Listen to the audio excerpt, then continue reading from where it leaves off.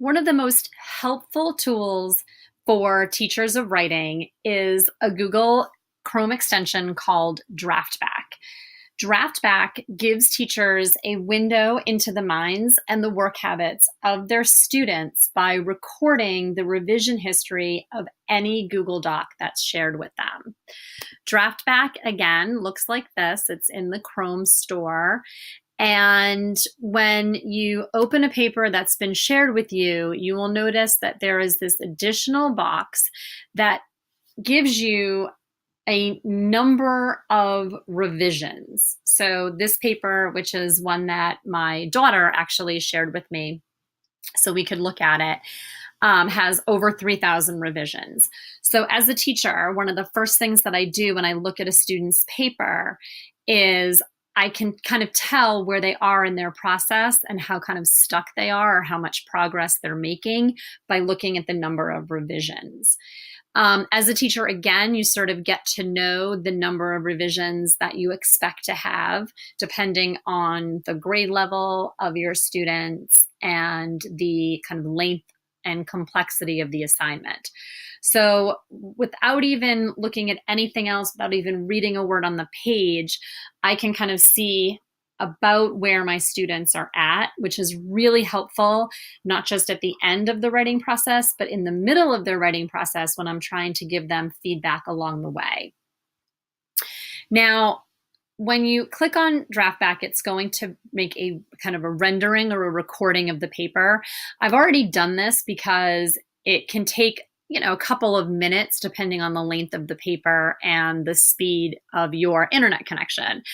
So I can, first of all, play the revisions and I can see kind of a copy of exactly what my daughter wrote from beginning until end. It's more comprehensive than just the Google Doc revision history itself. Now, you'll notice in the left here, you can see the paper kind of coming together and you'll see that growing. And I can make this go faster because I really don't need to read every word as she wrote it. I'm kind of trying to get an impression. So I can kind of go quite fast.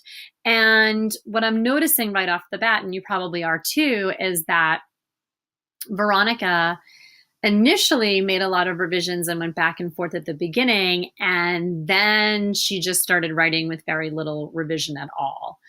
So I want to look and I want to see if this is actually true. So up here, I can click Document Graphs and Statistics, and I can see kind of an overview of where the edits to her paper were made. And sure enough, she, as it notes here, started at the beginning and just kept writing, picked up where she left off, picked up where she left off. And there is no gray up here telling me that she went back and revised the entire paper before she submitted it.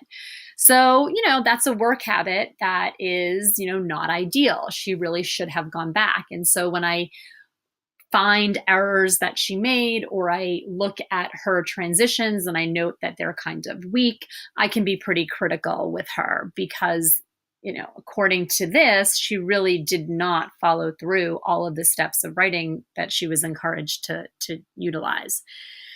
I also have a sense of how long it took her to work, how many sessions, how many times she was interrupted.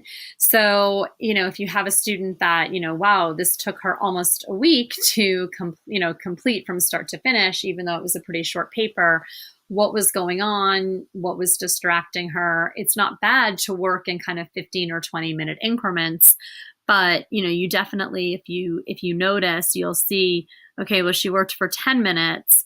And then, what happened during this 40-minute period, 45-minute period when she wasn't working on the paper. So, and it's pretty late at night. So did she get a phone call from her boyfriend? Like what was the story here? And again, it helps the teacher to kind of help the student review their own work habits and eliminate some of those distractions. And those are conversations that I wouldn't even know to have with her if I hadn't been able to see that deeply into her paper. On the other hand, you might have a student who produces very little work. And yet, when you go into their draft back, you can see that actually they were making a lot of revisions and they did spend a lot of time on their paper. And, you might be tempted to say, oh, this is an unacceptable essay. This is too short and too incomplete. But yet, when you go into the draft back, you'll realize that that's not necessarily a fair criticism. The student was working and maybe they just need some more support and some more help. So I highly encourage everybody to go and try out the Chrome extension Draftback. It's really been incredibly helpful to me. Thank you.